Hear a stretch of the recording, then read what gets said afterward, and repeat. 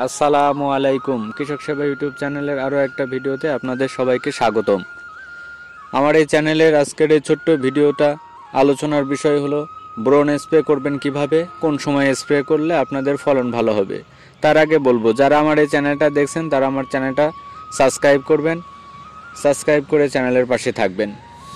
কৃষক ভাইরা যারা আছেন, আপনারা সারের সাথে বোরন ব্যবহার করেন। বোরন ব্যবহার করার কারণে কিন্তু আপনাদের ফলন বৃদ্ধি পায়, গাছ মোটা তাজা হয় এবং গাছের কুশির সংখ্যা বৃদ্ধি পায়।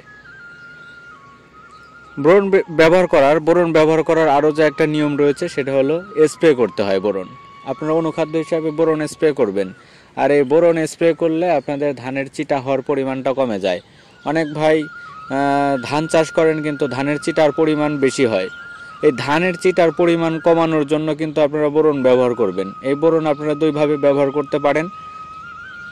বোরন আপনারা সারের সাথে মিশিয়ে ব্যবহার করবেন, আর এক ধান যখন থোড় বের হবে, শীষ বের হবে, থোড় হবে, তখন আপনারা এই বোরন প্রতি লিটার পানিতে 3 মিলি হারে মিশিয়ে ধানে একবার স্প্রে করবেন এই শীষ বের হওয়ার সময়। আর এই শীষ বের হওয়ার সময় স্প্রে করার কারণে কিন্তু ধানের চিটার পরিমাণ কমে যাবে। আমি বারবার বলতেছি, ধানে চিটা হওয়ার পেছনে কিন্তু মূল কারণ থাকে মাজরা পোকা আর এই বোরনের অভাব। বোরনের ঘাটতি হলে কিন্তু ধানের ওজন বৃদ্ধি পায় না, ধানের চিটার পরিমাণ বেশি হয়। ধানের ওজনকে বাড়ানোর জন্য অবশ্যই আপনারা বোরন ব্যবহার করবেন, বোরন স্প্রে করে দিবেন।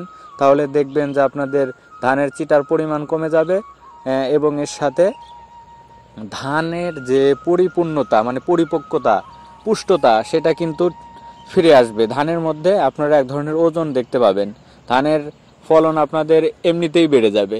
তো দর্শক বন্ধুরা এবং কৃষক ভাই যারা আছেন তাদেরকে বলবো, আপনারা যারা ধান চাষ করেন আপনারা অবশ্যই অল্প খরচ, বোরনের বেশি খরচ না, অল্প টাকা দিয়ে কিনে কিন্তু আপনারা আপনাদের ফলন বাড়িয়ে নিতে পারবেন।